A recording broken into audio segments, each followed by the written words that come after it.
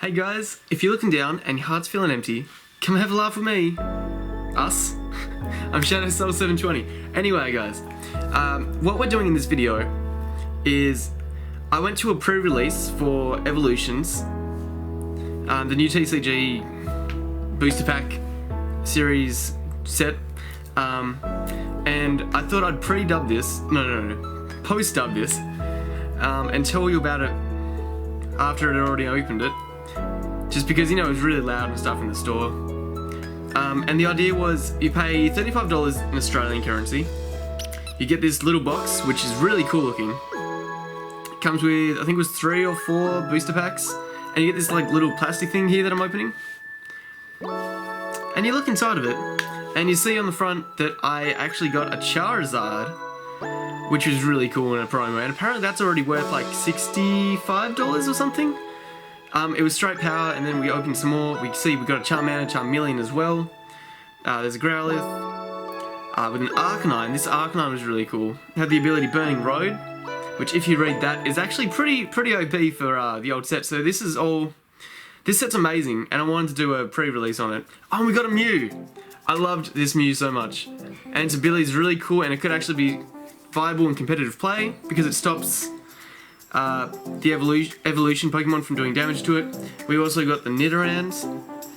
But like I was saying, this set is really cool because it brings back a lot of the old Gen 1 Pokemon, as well as some other cards like you saw Tiano in there, and I think it was Professor Sycamore, no, Rowan?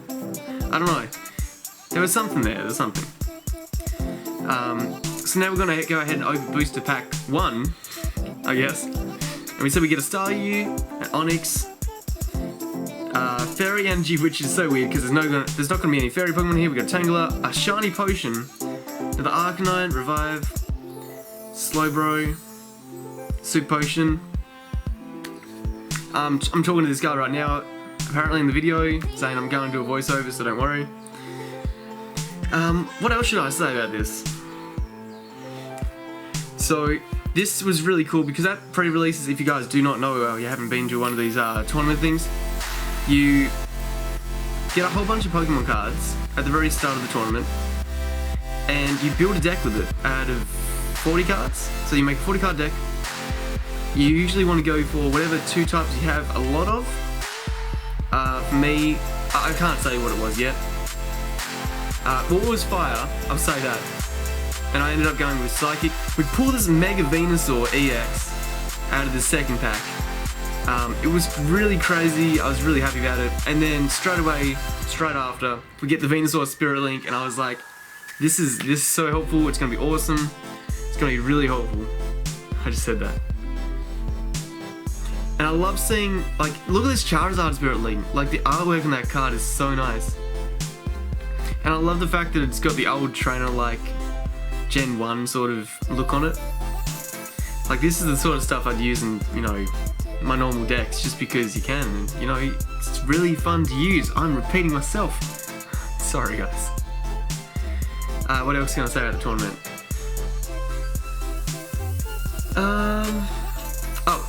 You get to use as many energies as you want from in the store.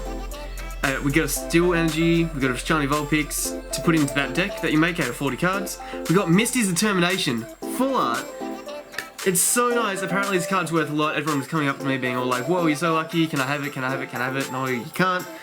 And it just looks really pretty. If you guys are wondering why Misty doesn't look like she does on the anime, it's because her Gen 1 artwork in the card game looked different.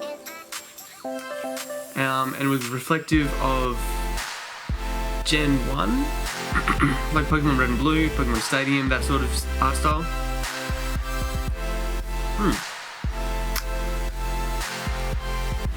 And me and the guy next to me, we were just going back and forth all the time. Shoutouts to Moe. And it's good.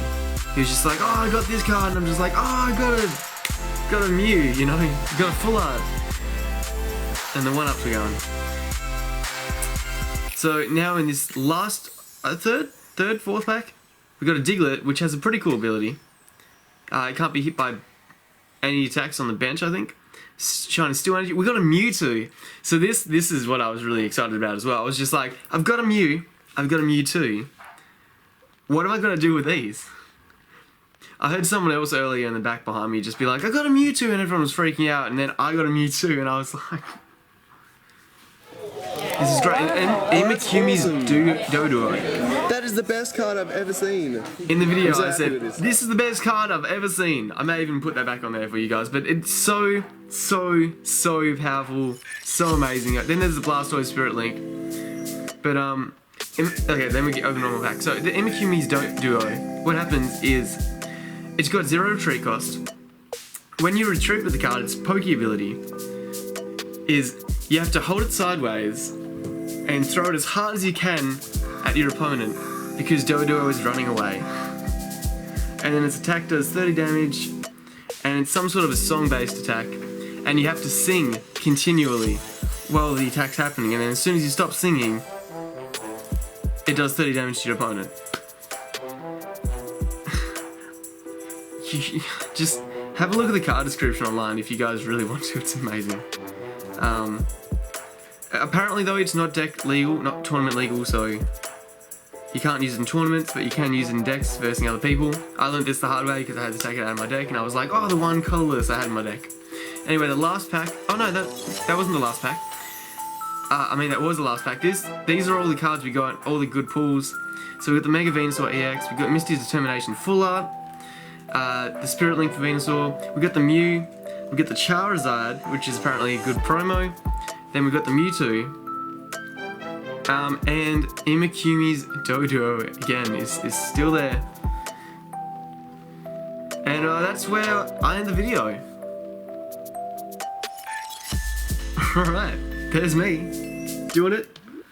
Okay, so with that, guys, I want to jump over to the second section where I'm going to actually show you the deck that I built for the tournament. If you guys aren't interested in it, let me know. Well, actually, don't let me know. Just, you don't have to watch this part of the video because that was the opening. I'm going to give you the deck, be right back, and I'll run you guys through it. Yo guys, so with this deck that I built, the pre-release one, this is a video that will just cover it, how I built it, etc. So I went off and bought some of these sleeves. They're Sword Art Online ones, Sword Art Online 2. They look really pretty and they were there and I bought them. So that's the story of that. So anyway, the deck.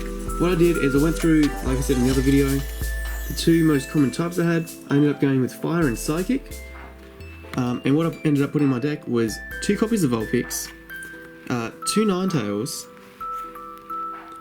because they were fairly consistent in my deck. Fire Blast is 120 for discarding an energy, which seemed pretty good, and Lure was alright.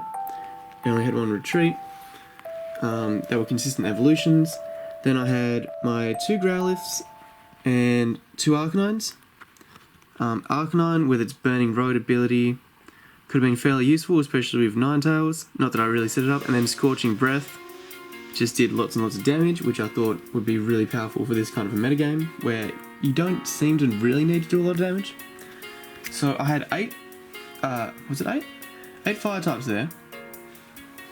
And then I did have Charmander, Charmeleon and Charizard in the deck as well, but I took them out because I figured they weren't very consistent and the Ninetales line might be a little bit better. Then for the poison types, I had my 3 Nidorans, my 2 Nidorinos, and my 2 Nidokings because I thought that was really consistent. The extra Nidoran was good because I needed an extra Pokemon. I thought, you know, I may as well have some more basics. And then, for the fun of it, I thought basic Pokemon, let's put in Mew and Mewtwo. Mew was very helpful with Neutral Shield, which meant that evolved Pokemon couldn't hit it, so it was, you know, really good in this sort of a set, except against EXs, of course, or Mewtwo's. And then Mewtwo had Psychic, so it did 20 more damage for each energy attached to the opposing active Pokemon, which was really nice. And then Barrier was okay for mind games. It basically just stops any attack on Mewtwo. but it can't be used if barrier was used the turn before. And then, as you guys may or may not know, I threw in Imakumi's Dodo, which the artwork for this card's amazing. And Frenzy's Escape was going to be fun. I was going to use that non-stop. And Harmonize, I didn't know what I was going to sing. Some people were like, oh, do a Pokemon thing. I was like, oh, maybe a Rickroll. But right here it says, cannot be used at official tournaments. So I didn't get to use that, and I just put a Psychic Energy in. Speaking of energies, we'll get to them last actually.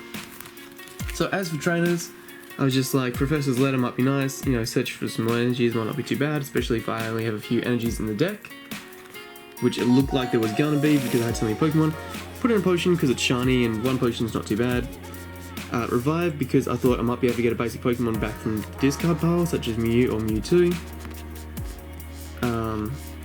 Or you know, if I lose a Vulpix or something really early on, I can get it back. Super Potion just because I thought one of these might be alright. Discard and you get 60 health back, especially in Gen 1 sort of meta.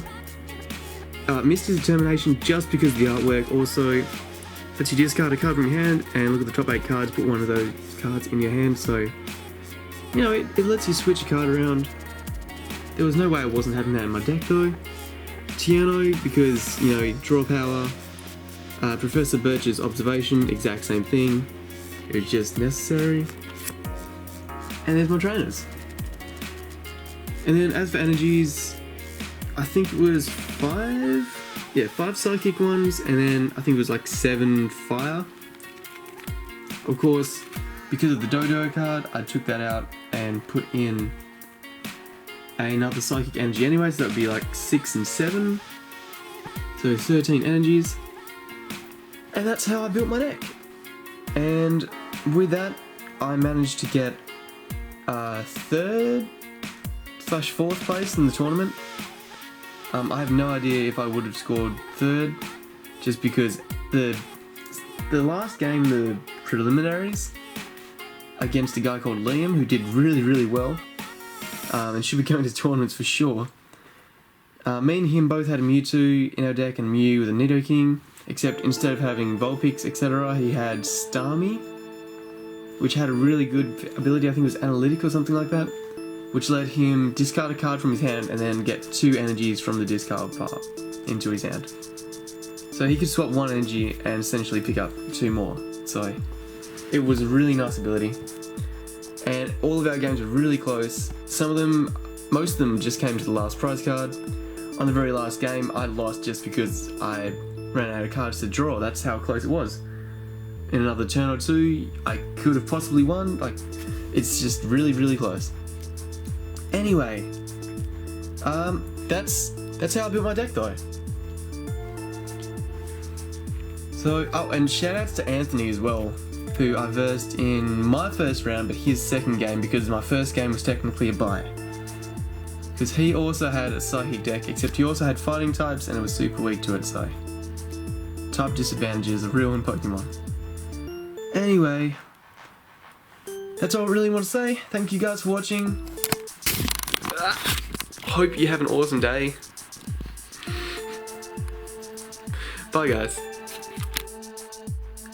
Oh, and something else I forgot to say, guys, is Nidoking was a powerhouse, was a complete beast, with Rumble so that your opponent can't retreat their Pokemon next turn. And then with Jungle Cost 2, and then Tail Swing, which does 20 damage to each of your opponent's basic bench Pokemon. So if they had like a Ghastly on the bench, after 2 Tail Swings it would be knocked out anyway. So it was a fairly powerful card. So I want to say, bye! Very nice.